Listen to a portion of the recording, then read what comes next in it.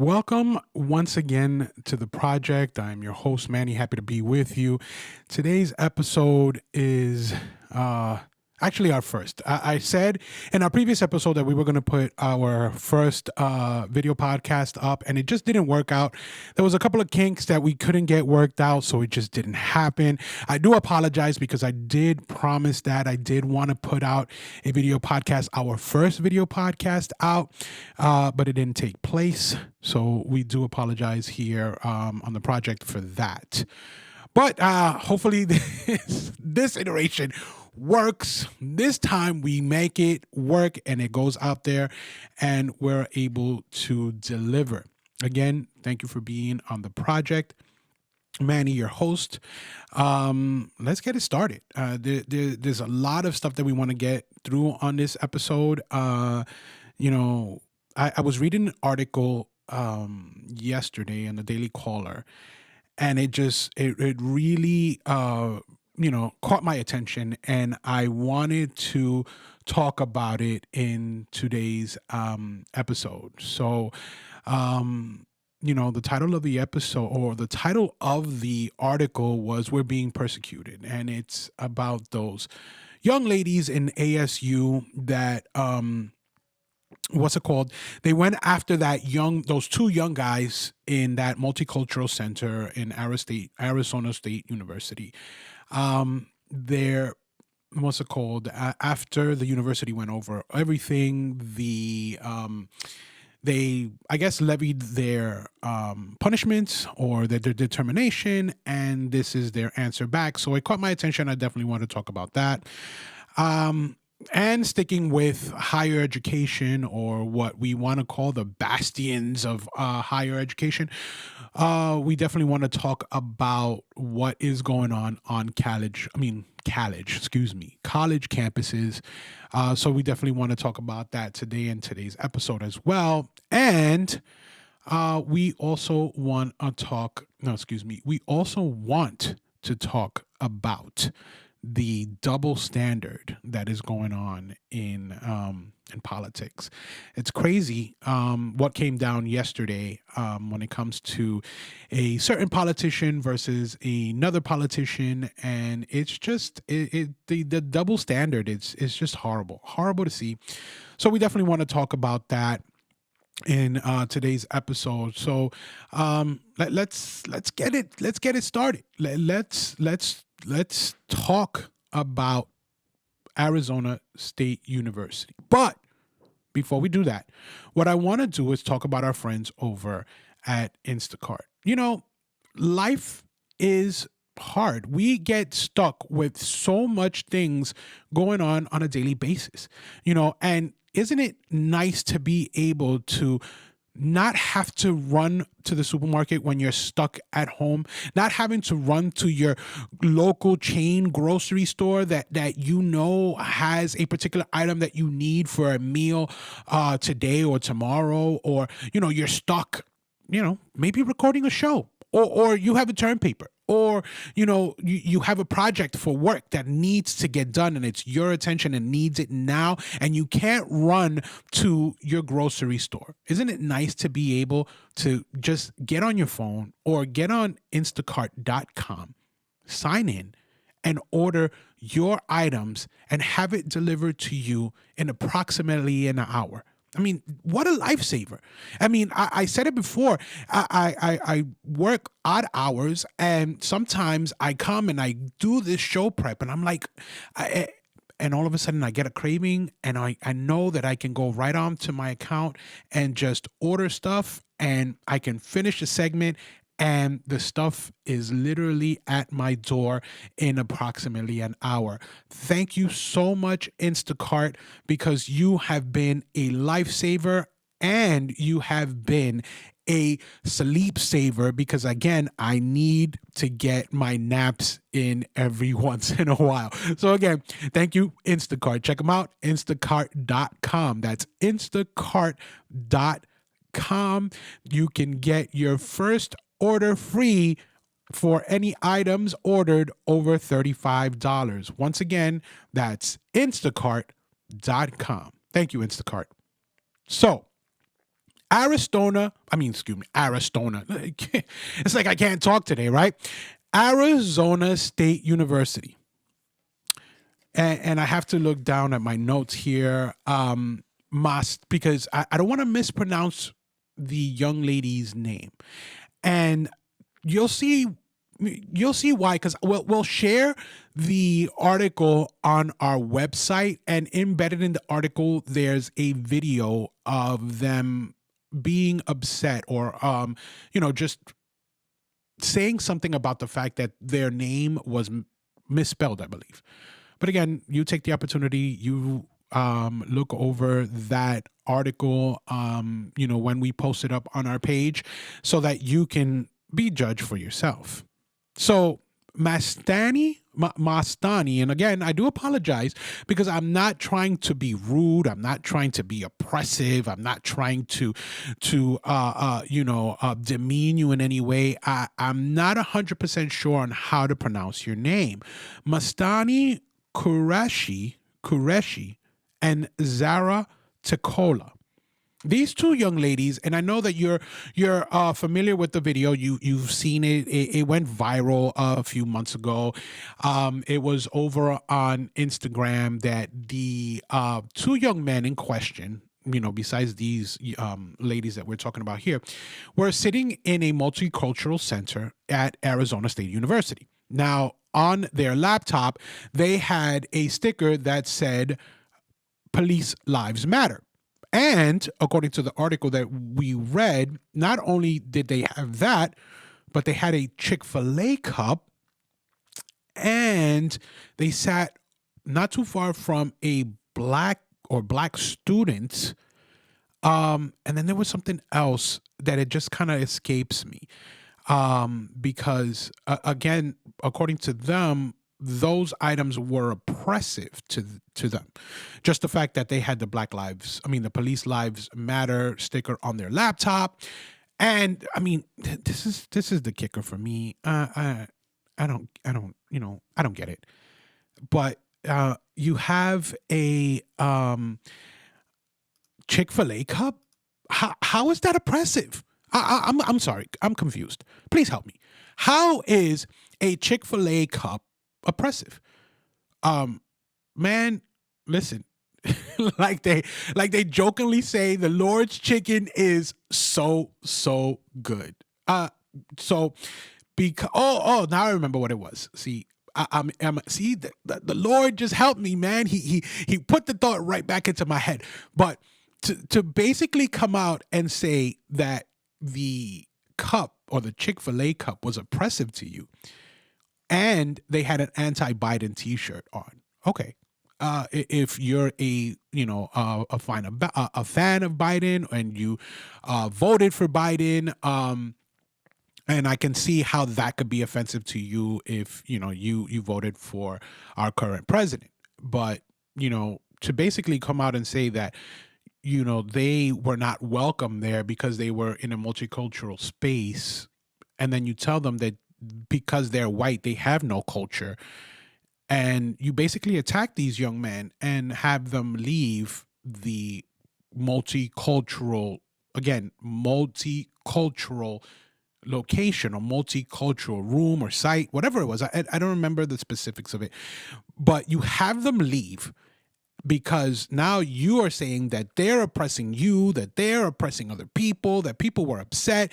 There was even a gentleman that said, and I'm not going to go into race and diversity and all of that stuff that they like to preach at universities. We'll get into that.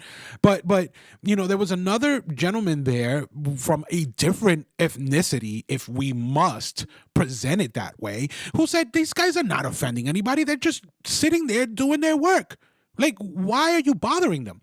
But no, they took it to themselves because they are oppressive. They're being oppressed, and they need to go out there and they need to make sure that they get kicked out of the room because they have a Police Lives Matter sticker on their laptop. They have a Chick-fil-A cup, best chicken. If you haven't tried it, man, go and get it. Oh, man, I have a Chick-fil-A craving. Chick-fil-A, by the way, we do sponsors. No, I know you guys don't do that type of stuff. But anyways, but I have a craving for Chick-fil-A chicken now. And a anti-Biden t-shirt. Hey, listen, everybody has the option of wearing whatever the heck they want to wear. Everybody has the option of putting whatever the heck they want to put on their property. And everybody has the option of eating wherever the heck they want to go and eat. Chick-fil-A, again. But anyways, they went off on a rant. It went viral. You could probably still find it on what's it called, the World Wide Web. Nothing goes away on the intranet. Nothing dies on the intranet. So now you have these videos that went out and went viral, and the university obviously had to get involved. And with the university getting involved, they went over all the stuff, obviously the videos and everything, and they came to their determination that these young ladies were out of place. What they did was wrong. If they're talking about equality, which in their video they talk about, you don't know the difference. They tell Arizona State University that you don't know the difference between equality and equity. I don't think they know the difference between equality and equity, but they're telling these young men that they are not welcome there because they're white and because of the things that they have. Which, I mean, again, what happened to free speech? What happened to freedom of expression? What happened to all of that? I thought that universities were big believers in that. What happened? What happened? What changed? I mean, I don't know. Well, I mean, but I'm just questioning. I'm just this guy right here, what's it called, in front of my Yankee Stadium picture over here, talking into a microphone. I don't know. I really don't know. But anyways, Arizona State University comes to the determination that they were wrong. And they tell them that they are punished. They didn't like their punishment. They didn't like their punishment. You know what their punishment was? They weren't expelled. They weren't docked any grades or anything like that. None of that. They were told that they had to write a 3-page paper. They had to write a 3-page paper. That's punishment? They have to do that for every class.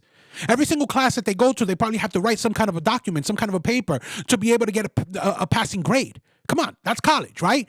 You go to economics, you got to write a paper. You go to psychology, you got to write a paper. You go to even police studies and fire studies in different type of colleges that teach trade. You have to write some kind of a paper. That, according to Arizona State University, is punishment. So, okay, if that's what your opinion or what you guys feel is punishment, then by all means, that's punishment. I'm not one to go and say, do, my rules apply or that isn't. No. I'm not talking about that. That is what your punishment was or is. But what I'm trying to bring to light is the fact that they are saying that they are oppressed because that was their punishment. That was their punishment. So because they have to write a 3-page paper, they're oppressed. Arizona, and I keep saying Arizona State University is because I'm speaking fast, and I'm skipping over Arizona and then trying to put in state in there as well. But Arizona State University is oppressing them because they did what they did, and their punishment is the paper, and because their punishment is the paper, they are being not only punished, but they're being discriminated against. They're being oppressed. You know what? Listen, I'm a Spanish kid, born and raised in the Bronx, New York. There's no white supremacy like you guys and kids and all of that like to call it. It's funny because I was watching a TikTok the other day, and I shared it with some friends, and in the TikTok a young lady asked people from my generation, said, how is it that you guys did it, that you don't have all this racial tension? Because we were going to school with multicultures before you guys were even born, and we could care less. They were people. They were people. We didn't care about the color of their skin. We didn't. But no. Now it's a big emphasis. Now universities are emphasizing the fact that, oh, they're from Pakistani descent. I believe the first young lady is. I'm not sure about the second young lady, Sarah. But I know that the first young lady is. But you know what? Besides all of that, besides my time, besides how we were brought up and how school was different then versus now, because automatically I'm gonna be too old and I need to shut my mouth and all of this stuff. I'm just gonna basically talk to you and say from a what people love to say, a minority group, because I hate that term. If you don't like it, I mean, if you don't know, go back to our first episode, Wake Up, and I go into a whole rant on how I dislike the term minorities. But anyways, from one minority to another, stop. Please stop. Just stop. Just shut your mouth and stop. Please. You're in Arizona State University. You know how many kids in New York and even in Arizona and across the country that wish they had the opportunity to be at Arizona State University? How much they bust their hump to be where you are, and you're complaining because you have to write a paper because you did wrong. What you did was wrong. Period. Take the blame. What you did was wrong. It was a multicultural space. Doesn't matter if they're white. Doesn't matter if you feel that they were offended or you were offended by what they had on their computer, what they had on their body, what they were drinking. Why is that a big deal for you? Oh, no, and you know why it's a big deal? Because apparently this is what they're being taught. Because even in the same article, a professor from Arizona State University is saying they were completely right. They were completely right with that. They should have continued because those young men were wrong. You know what? I don't agree. Every life matters. Doesn't matter if they're black, white, brown, whatever. Police, it doesn't matter. How is a police lives matter sticker oppressive to a black person? How? Oh, I get it. Because you're under the impression that the whole narrative that has been painted by the media and by some politicians that police are out there to hunting down black people. Please, give me the stats. Give me stats. Give me numbers. Give me actual numbers. Besides the horrendous act of that one police officer in Seattle, and granted, there are others that take the badge to the head. Don't get me wrong. I get it, and I understand that.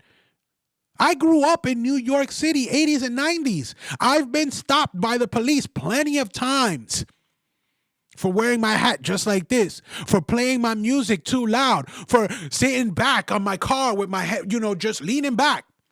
Come on. You ain't going to tell me about that. You're not. But you know what? I'm still here. You know why? Because I sat back and I said, yes, officer, here you go. Here's my documents. Oh, I fit a description? Well, I'm not him. I was respectful. That's the difference. But please show me the stats because you're being oppressed. You're as oppressed as Michelle Obama is oppressed. Oh, you didn't see the interview with Michelle Obama saying that she's oppressed and she's worried about her daughters and how they can get into a car and they can be profiled in a car?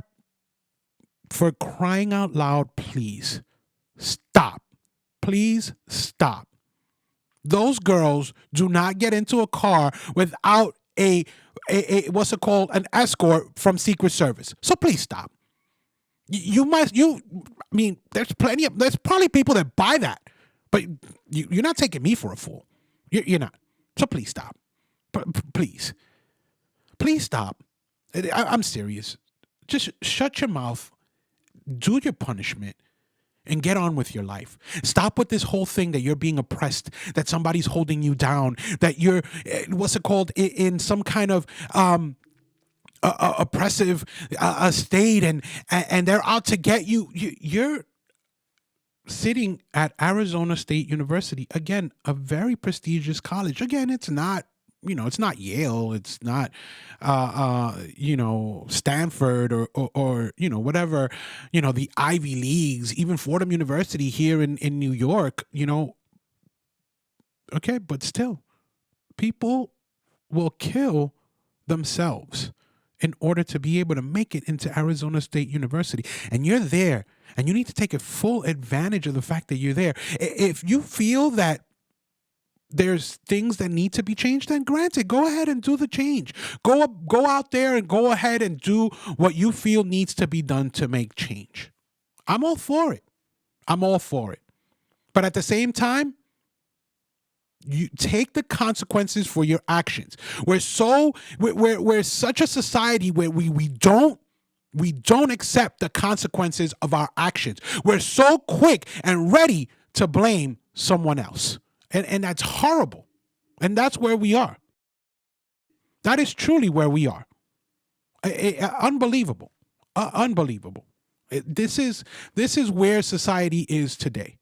We are so ready and willing to say, no, it's not my fault, it's somebody else's fault. Man, take your punishment. Put on your big girl panties. And I'm sorry. You know what? I didn't mean to say it like that, because that could be derived at something. Oh no, the Miranda Project is sexist and all this stuff. But you know what? Put on your big girl pants on and stop with the nonsense. In all reality, like, for real, just stop. Just please stop and take your punishment like you're supposed to. It's just again. I'm done with this rant. I'm so over it.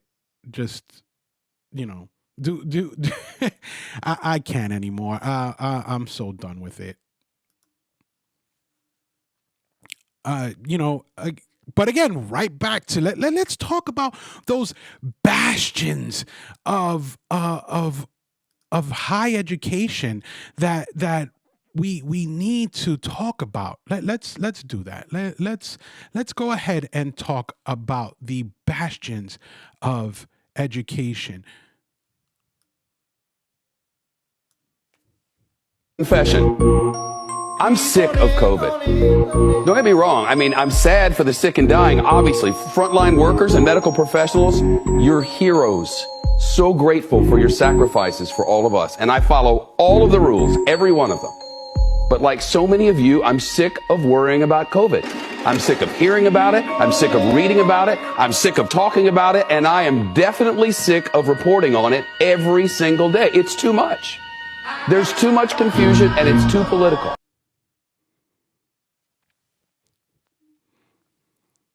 So yeah, that's what we were playing before.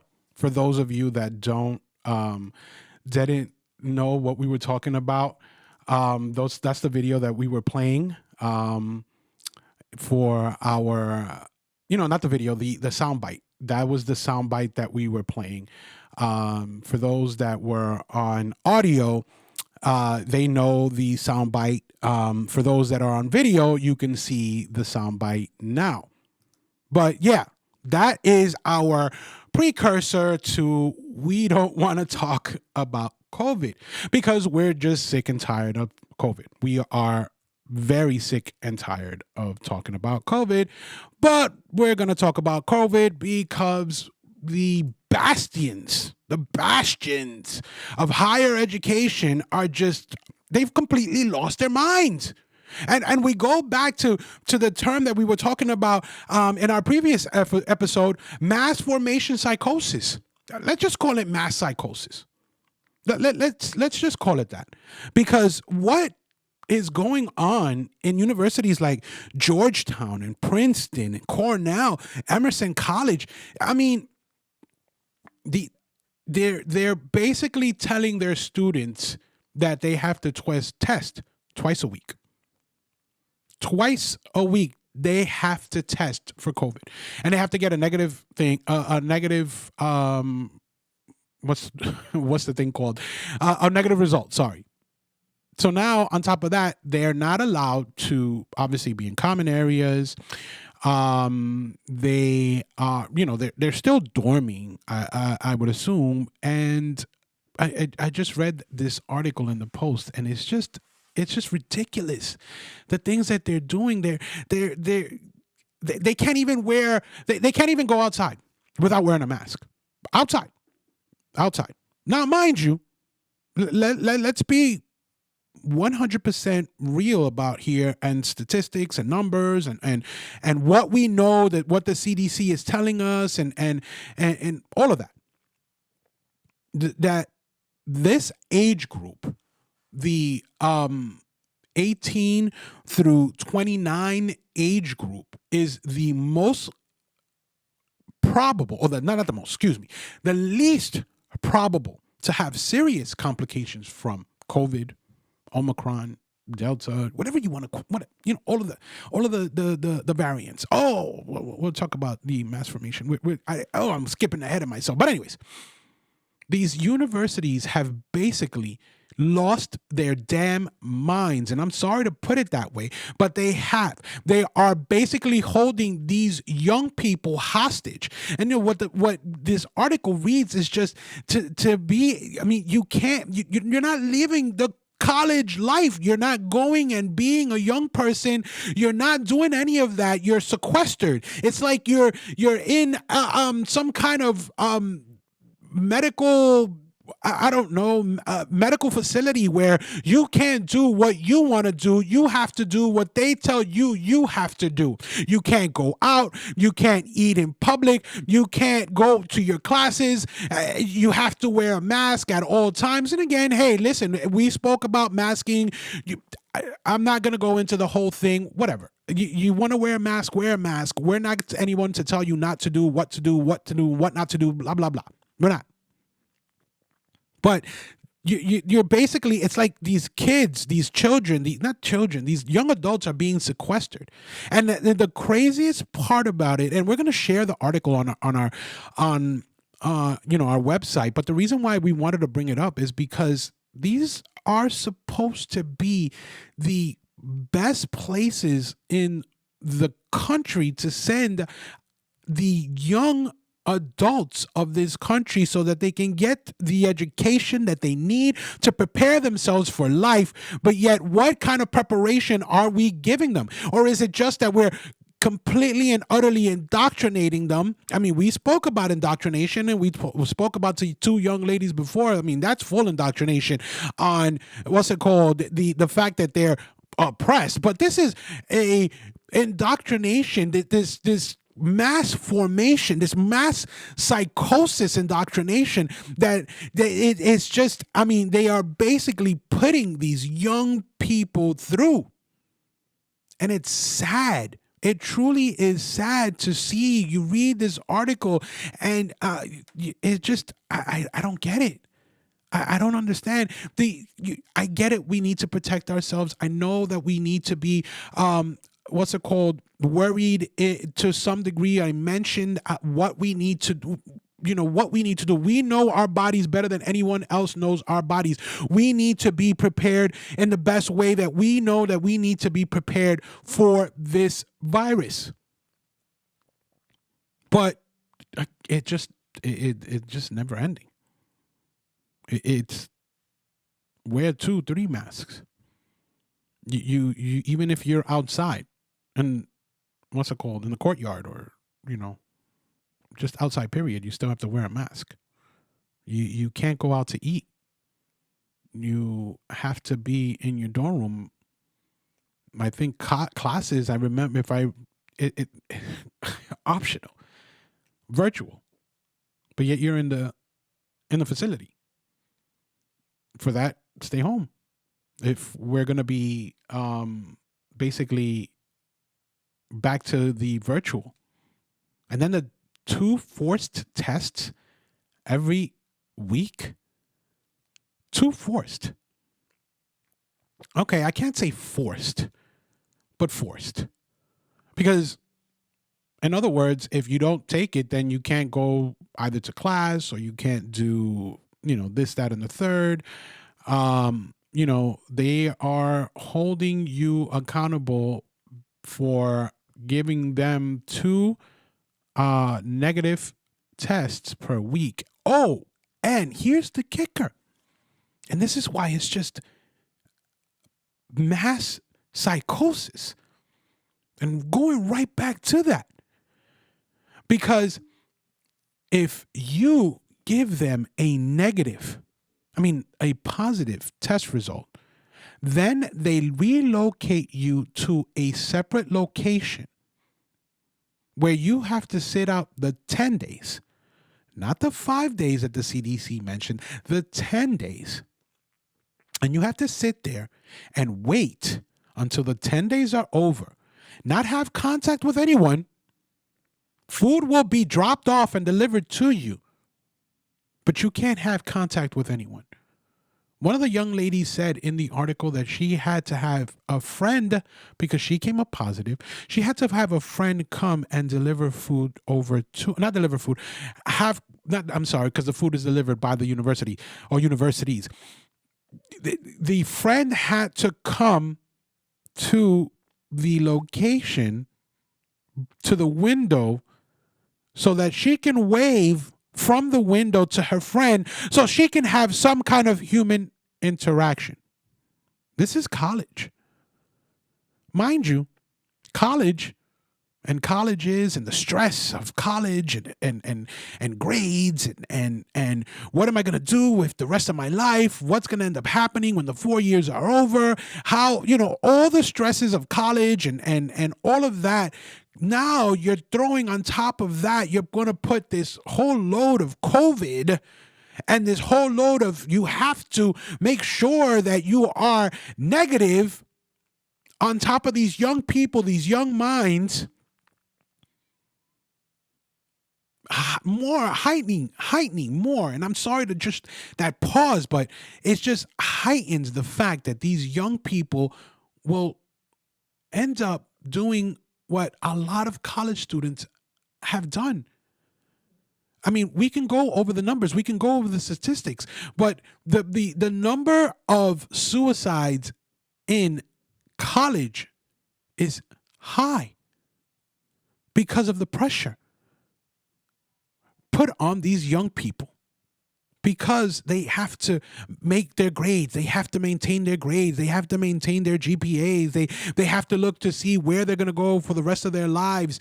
Even the peer pressure of fitting in with this group or that group and this alphabet, Greek alphabet group or whatever, the sororities and all that. But I'm not going to go into all of that. But all of that pressure, and now on top of that, I have to have the pressure of making sure that I give a negative every time I take a test so that I can partake of my schooling that my mom and dad are paying an arm and a leg for, or that a scholarship is paying an arm and a leg for, or I'm going to end up paying an arm and a leg for because I took out up-teen amount of student loans, and I know that I have to make sure that I have gotten the best job possible in order for me to be able to pay that student loan somewhere down the line. So I have all this pressure on me. Yeah. Now I have all of this pressure, and on top of that, I have the pressure of COVID and making sure that I don't catch COVID and making sure that I give a negative, or if I do catch COVID, oh my God, because they've pumped me so full of fear that I'm going to die of COVID. Again, do we need to be worried about the virus? Yeah. If you're vaccinated, as am I, and you chose to take the vaccine, then that's your choice.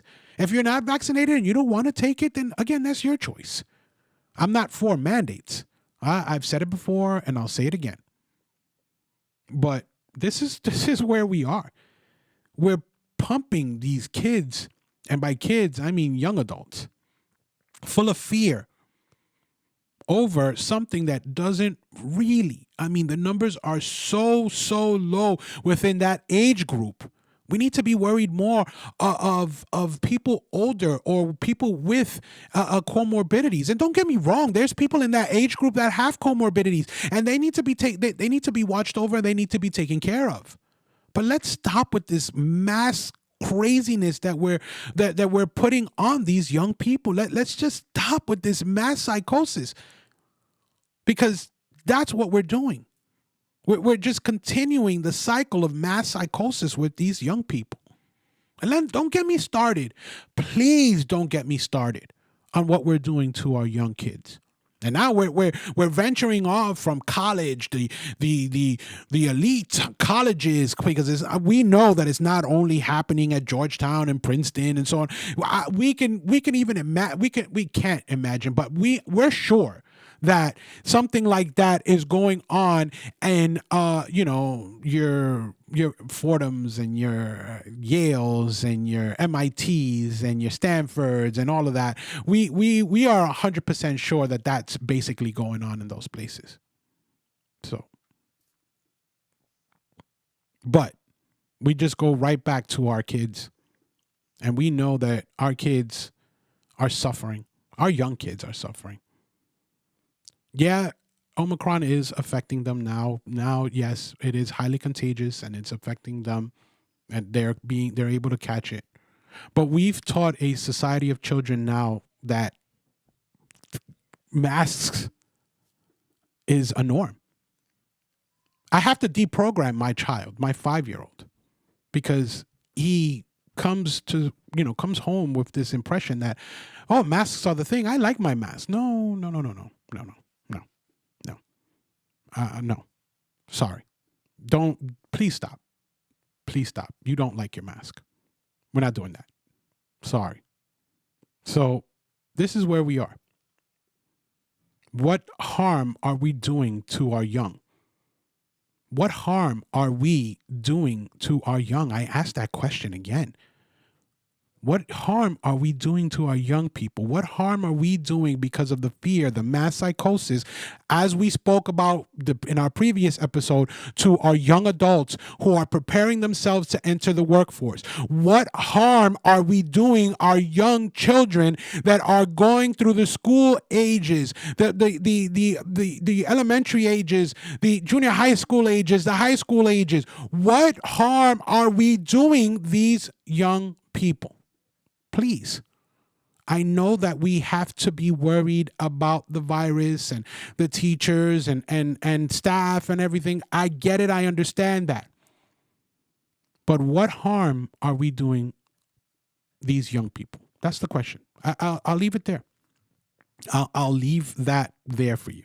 What harm are we doing our young people because of this mass psychosis, this fear of Omicron, this fear of COVID? Oh, but wait, before we move on to the next segment, because now that we're beginning to understand Omicron and the fact that, hey, Omicron is highly contagious and we need to do this, that, and the third to try to mitigate Omicron, like clockwork, because now we're becoming normalized. IHU hits somewhere in France. There's another variant called, I believe it's IHU, it's IHU, if I'm pronouncing it correctly. But there we go. Get ready. I'm telling you right now, get ready, because it's coming. You're going to start hearing IHU. If I'm pronouncing it correctly, you're going to start hearing Delta is already a thing of the past. Omicron is going to become a thing of the past. Now get ready for the next variant. Just putting it out there. But anyways, let's move on from COVID, because again, we're so sick and tired of COVID. Let's talk about the double standard that is going on in politics. But before that, I just want to talk about our friends over at Buzzsprout. Have you ever wondered how you can put a podcast together? What equipment you need to do it? What is it that you need? How is it that you would put it together? Who do you go to? You need a team like Buzzsprout that is dedicated to helping your podcast succeed.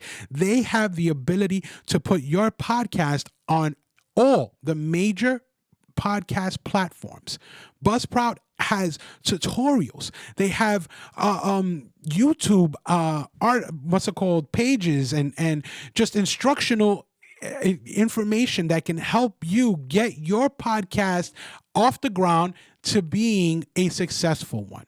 You get the ability to use a website or get a website with Buzzsprout. I mean, the options are amazing. We use them here on the project, and we are so happy that we use Buzzsprout. Again, listen, if you're curious about Buzzsprout, just click the link in our show notes that shows Buzzsprout that we sent you. Thank you, Buzzsprout. Anyways, the double standard that's going on in politics. So yesterday, a few articles came down, or 2 articles came down about the ex-governor of New York, Governor Cuomo. Now, the case that was against him, and for those of you that don't know, Governor Cuomo, obviously Hansy Cuomo, as I like to call him, he was facing criminal charges in 2 cases. One for the retirement homes and how he sent COVID positive people into the retirement homes that in turn killed hundreds, if not more. Well, obviously it was a lot more because they even hid the numbers. That was his mandate. This is not mandate. This was his thing. He ordered it. This is something that he did. He said, send those people that recovered from the hospital, send them into these retirement homes. And that's what they did. People got sick. Our weakest, our most, the people that we need to worry the most about got sick and died. They hid the numbers. They knew that what they did was wrong. He knew what he did was wrong. But yet the Manhattan DA's office says, we're not going to prosecute. They dismissed the case. So now all the people that lost their loved ones, their mothers, their fathers, that were in these retirement homes get no answer. They get nothing. They get nothing because, Andrew Cuomo, I don't know. Somebody said that he was the foil, and we'll get to that. We'll get to that. But here we are. Andrew Cuomo skates, and people get nothing. There's no justice for the fact that their loved ones, their parents, died in in a retirement home. There's nothing at all. But wait, it gets even better, because we know that ultimately Andrew Cuomo, Hansy Cuomo, had to retire or leave office because he couldn't keep his hands to himself, and there was a lot of people that came up and said that he put his hands on them, and he basically had all these sexual harassment cases against him or complaints against him. And hey, you know what? It's okay, because it's Andrew Cuomo. It's all right. The Albany DA decides that they're not going to prosecute. They drop the case as well. So now the victims of his handsy, ways basically get left with nothing. There was a complainant that said, this opens the door for more, people like him to do what he did, for more predators, I believe she called him, to do what they do. Do I agree with her? I agree. I definitely agree. You open the door for more of it, because what ends up happening? Oh, Cuomo did it. Like the brother and sister thing. You know how you have your sibling and your older sibling gets away with something, and you get in trouble for something like that, and then you say, oh, but he did it and he got away with it. Why can't I? Same premise, right? It's gonna happen. There's gonna be someone that's gonna be like, what? He got away with it. Why do I have to? It happens. It's gonna happen, and we know it's gonna happen.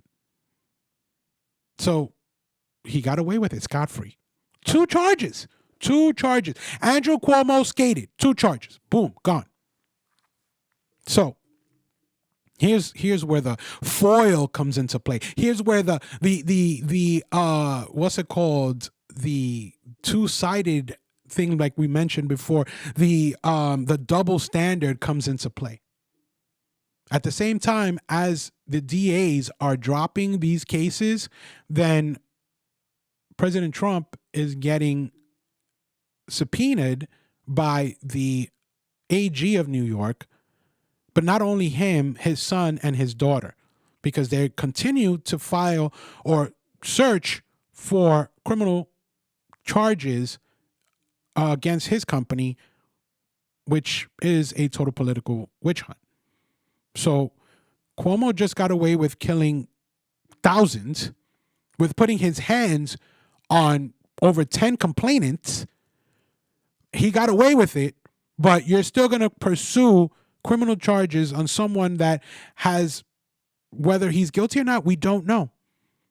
But every time that you've gone and you've searched, because they've done extensive, the New York AG and the Manhattan DA, and they haven't found anything. They found other people doing illegitimate things or bad things within his company, and they've been prosecuted, but not the organization.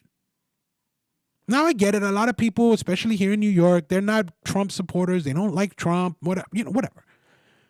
But whether you like him or not, let's just be 100% real here.